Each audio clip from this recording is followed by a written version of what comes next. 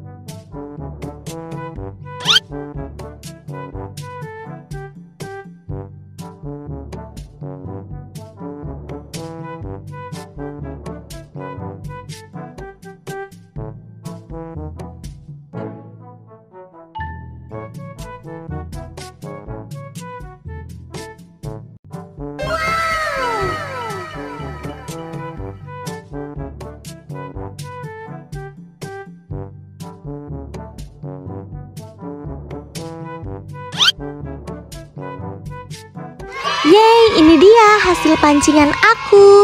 Ada ikan pari, ada ikan, ada ubur-ubur, dan ada kepiting.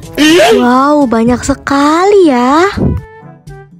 Sekian dulu ya video dari aku, dan nantikan terus video-videoku selanjutnya. Dadah!